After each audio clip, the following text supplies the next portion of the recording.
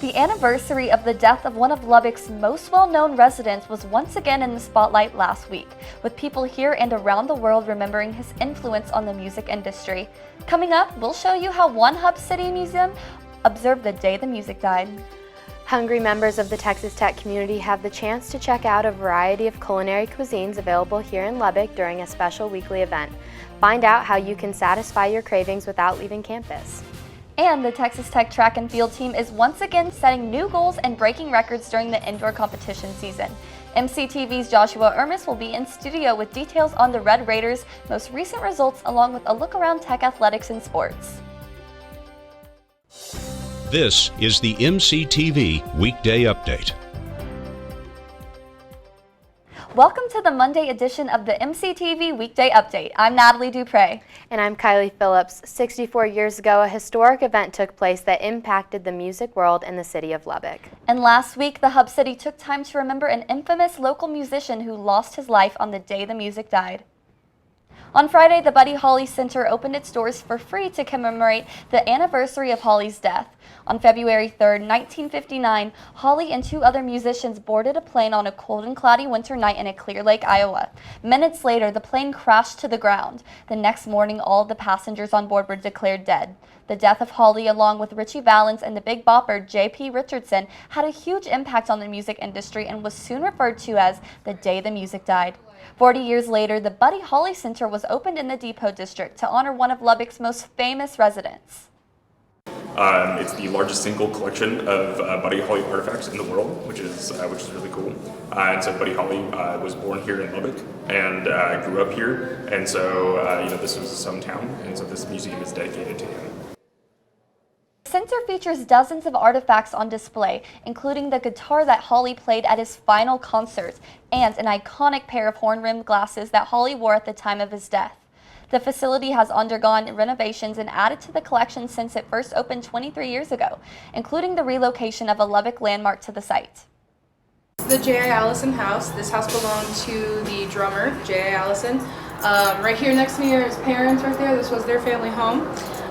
This is where the Crickets practiced and wrote their songs in this bedroom right here. For what I do know, this was, I believe the Allisons left it in the late 70s, but I do know that Jerry Ivan Allison passed away August 22nd of 2022.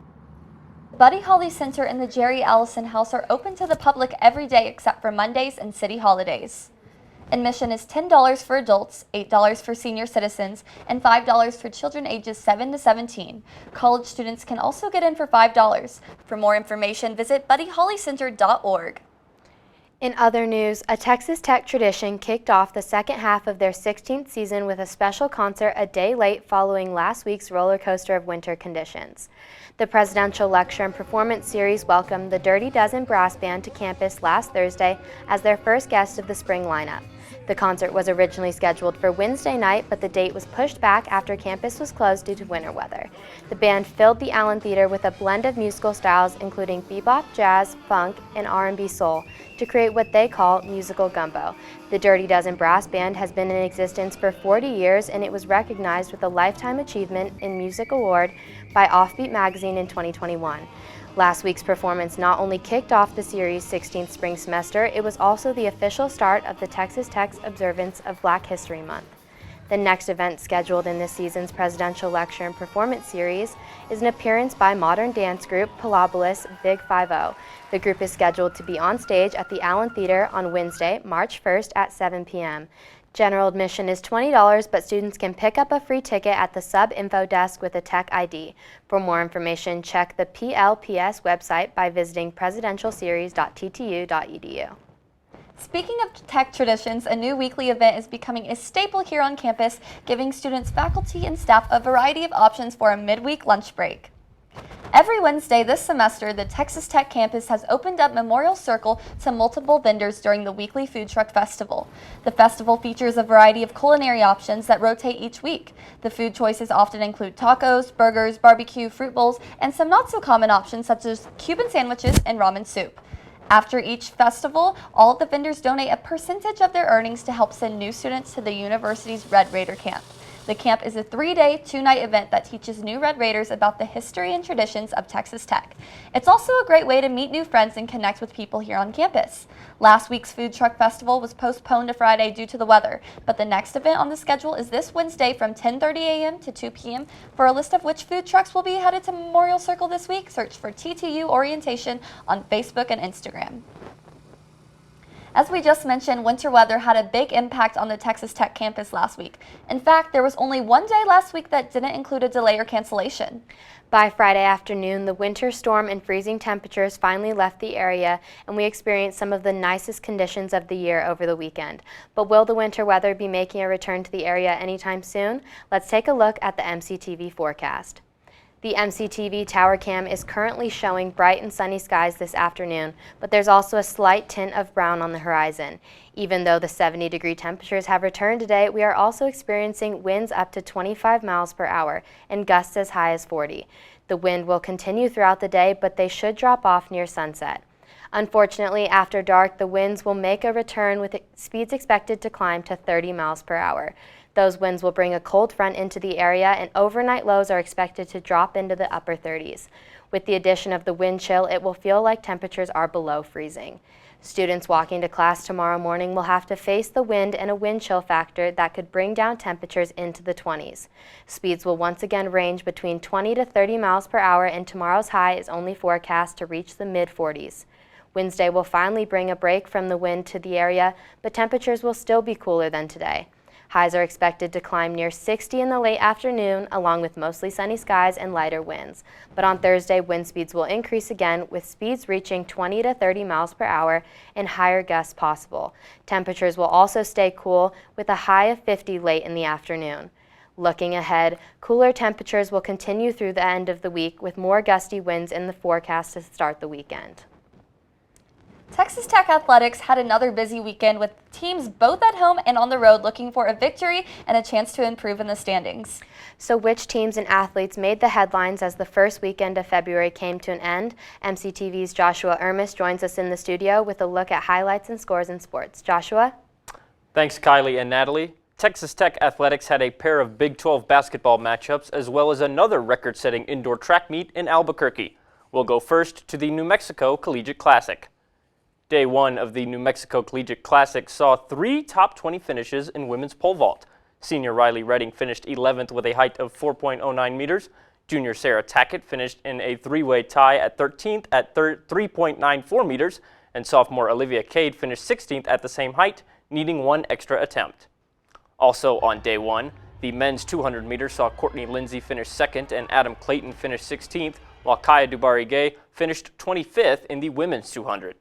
Then came day 2, where Tech dominated on multiple fronts. Senior Caleb Dean came in 2nd collegiately in the 60-meter hurdles and 3rd overall with a final time of 7.62 seconds. That time was the 2nd best in Tech history and 2nd in the NCAA this season. He also qualified for the 60-meter sprint final, but did not start.